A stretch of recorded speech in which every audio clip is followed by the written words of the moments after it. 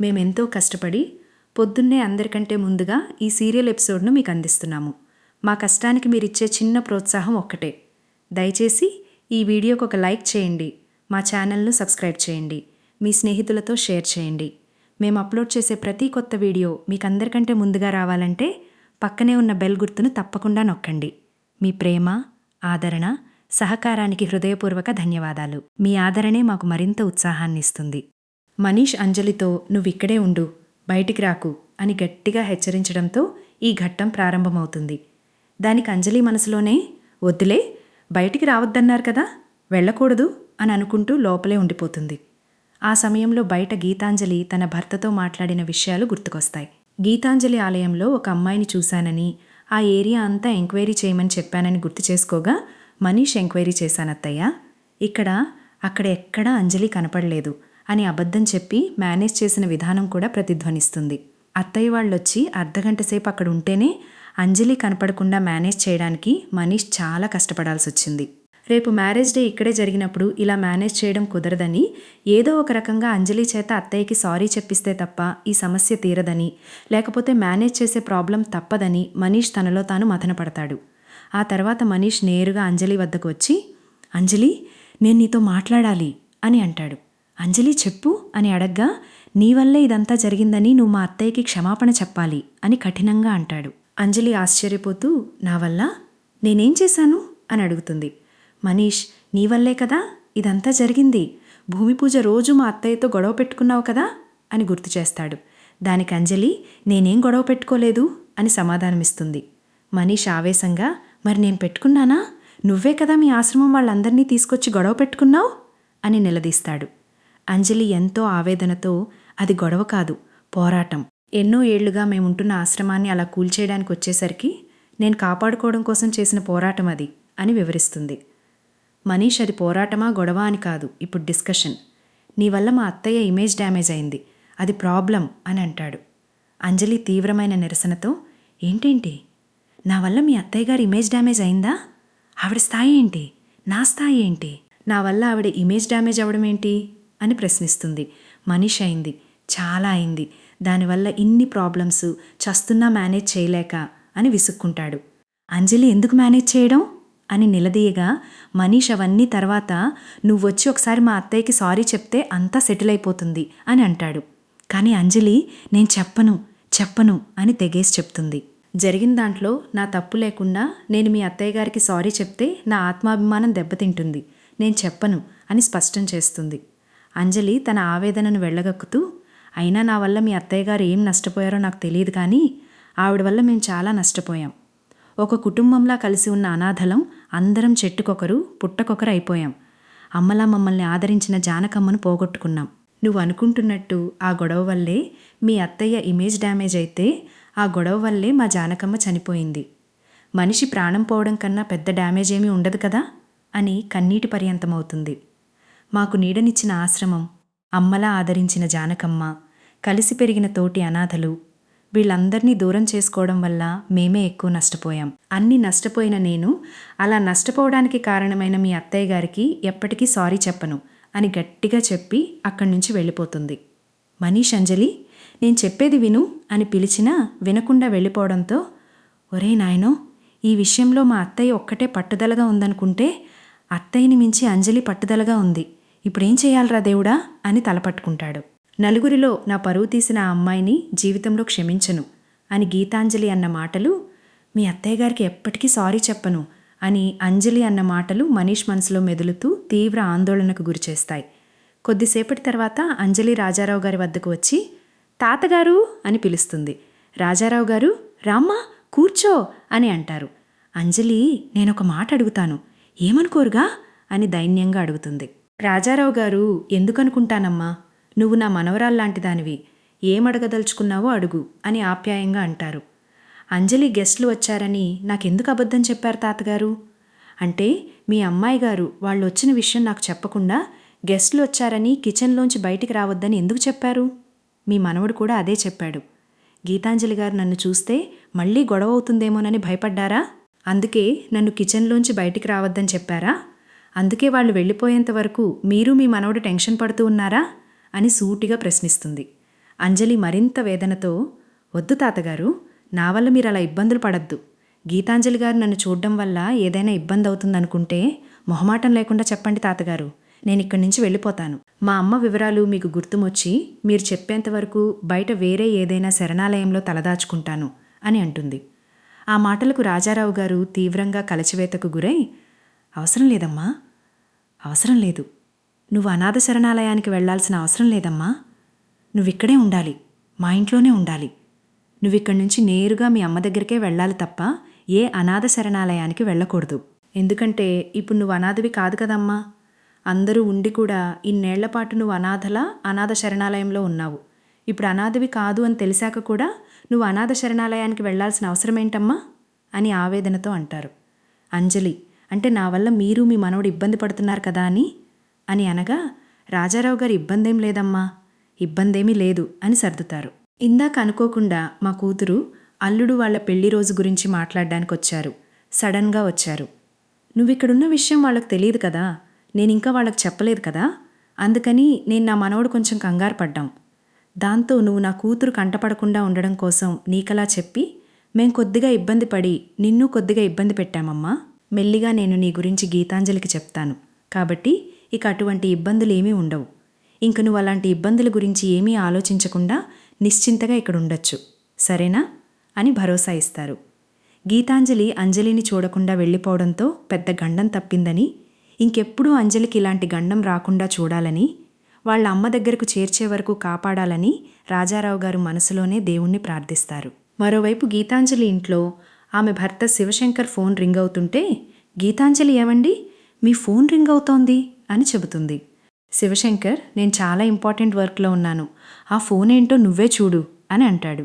Gitanjali phone చూసి, మీ చెల్లెలు video call చేసిందండి, ఇంపార్టెంట్ వర్క్ అన్నారు కదా, అదయ్యాక మాట్లాడుదురుగాన్లే, ఈలోపు మా ఆడపడుచుతో నేను మాట్లాడతాను అని ఫోన్ ఎత్తుతుంది. ఫోన్లో శివశంకర్ చెల్లెలు కనిపిస్తుంది. గీతాంజలి, హలో గీతా అని పలకరించగా అవతలి నుంచి, హలో వదినా, ఎలా ఉన్నారు అని అడుగుతుంది. గీతాంజలి, సూపర్బ్గా ఉన్నాం. అన్నయ్య ఏం చేస్తున్నాడో తెలుసా, ఏదో ముఖ్యమైన పనిలో ఉన్నట్టున్నారు అని నవ్వుతూ చెబుతుంది.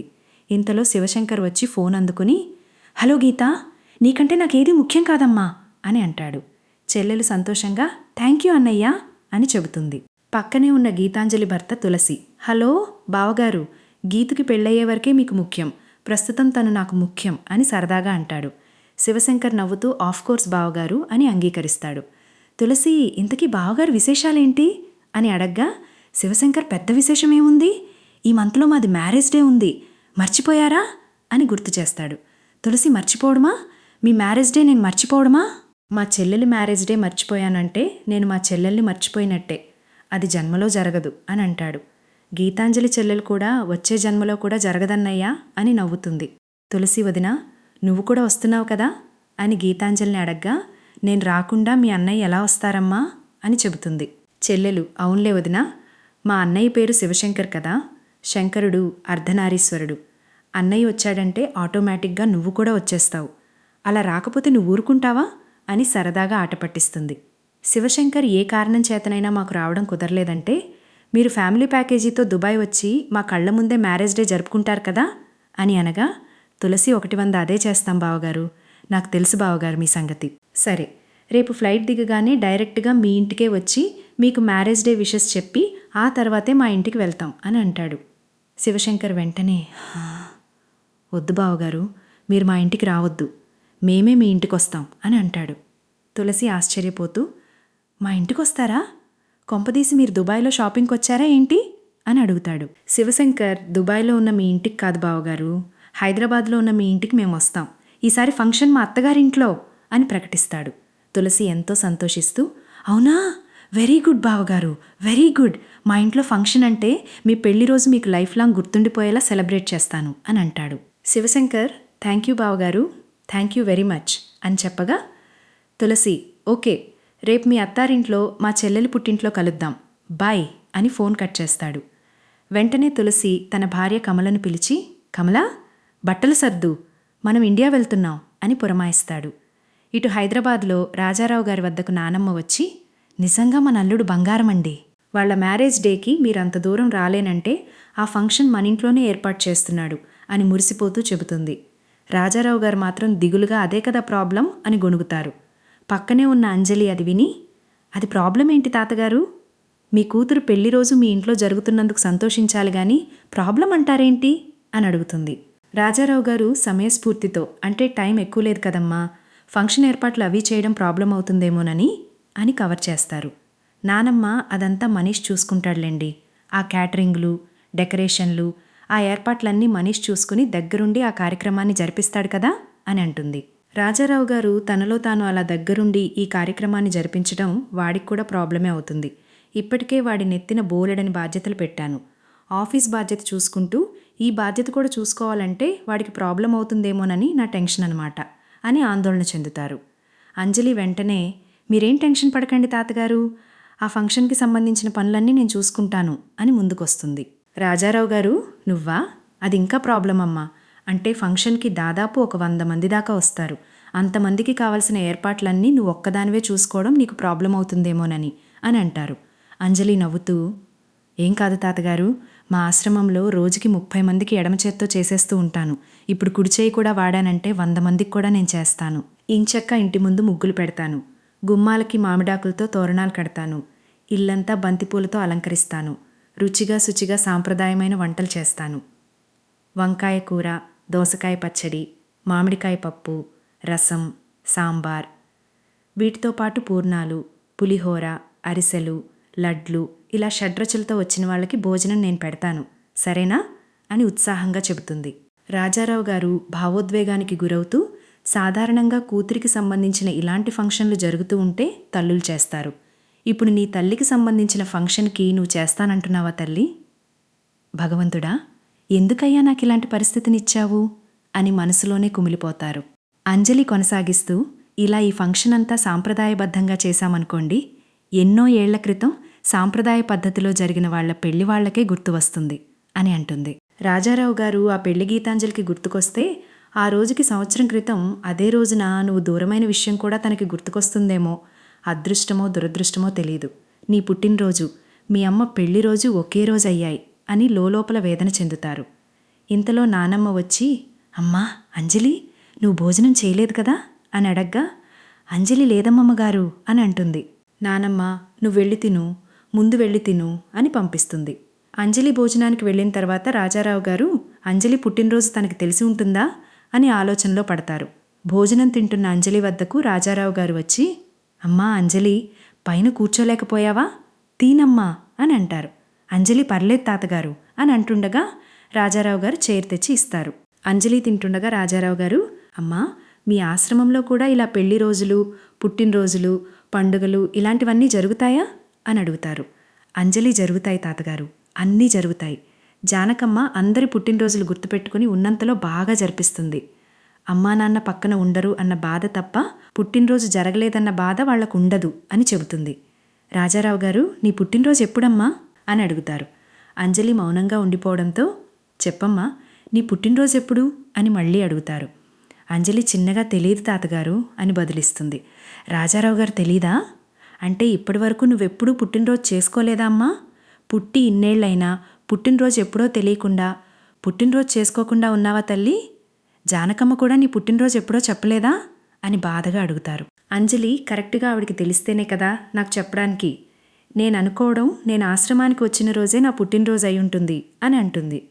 రాజారావు గారు గీతాంజలిని ఉద్దేశించి మనసులో, ఒరేయ్ శంకర్, తల్లి బిడ్డని వేరు చేయకురా, నేరం చేయను, దూరం చేస్తాను అని గతంలో శివశంకర్ అన్న మాటలను గుర్తు చేసుకుంటారు. రాజారావు గారు బయటకు, మరి ఆ రోజే నీ పుట్టినరోజని పుట్టినరోజు చేసుకోవచ్చుగా అని అడగ్గా, అంజలి, ఇష్టం లేదు తాతగారు, పుట్టినరోజు చేసుకోవడం నాకు ఇష్టం లేదు. పుట్టినరోజు వస్తుందంటే ఎవరైనా సంతోషంగా ఉంటారు, కానీ నాకు బాధగా ఉంటుంది. ఎందుకంటే పుట్టినరోజు అనేది ఎవరికైనా అమ్మ కడుపులోంచి అమ్మ ఒడిలోకి చేరే రోజు. కానీ నాకు అమ్మ ఒడి నుంచి అనాథ శరణాలయానికి చేరిన రోజు. నన్ను అమ్మ నుంచి దూరం చేసిన రోజు పుట్టినరోజు ఎలా అవుతుంది తాతగారు? అది పుట్టినరోజు కాదు, ఒక రకంగా అమ్మ దృష్టిలో నేను చచ్చిపోయిన రోజు అని విపరీతమైన కన్నీళ్లతో తన గుండెకోతను వ్యక్తపరుస్తుంది. ఆ తర్వాత మనీష్ వంటగది వద్దకు వచ్చి, నానమ్మ, తాతయ్య ఎక్కడా అని అడుగుతాడు. నానమ్మ, తాతయ్య లేరు నాన్న, అంజలిని తీసుకుని బయటికి వెళ్లారు అని చెబుతుంది. మనీష్ తీవ్రమైన దిగ్భ్రాంతికి గురై బయటికి వెళ్ళాడా అని గట్టిగా అరిచి కంగారుగా బయటకు పరిగెత్తుకెళ్లడంతో ఎపిసోడ్ ముగుస్తుంది. మీ వ్యాపారం, మీ బ్రాండ్, మీ ప్రోడక్ట్ లక్షలాది మంది ప్రేక్షకుల ముందుకు తీసుకెళ్లాలనుకుంటున్నారా? అయితే ఇదే మీకు సరైన అవకాశం. మీ ప్రకటనను మా వీడియో ప్రారంభంలో ప్రత్యేకంగా ప్రసారం చేస్తాము. మీ బ్రాండ్కు మరింత గుర్తింపు, మరింత చేరువ, మరింత ప్రచారం అందిస్తాము. ఆసక్తి ఉన్నవారు వెంటనే మీ ప్రకటన వివరాలను మా మెయిల్ ఐడికి పంపండి. ఆలస్యం చేయకండి. ఈరోజే సంప్రదించండి. మీ విజయ ప్రయాణంలో మేం మీతో కలిసి ముందుకు సాగుతాము.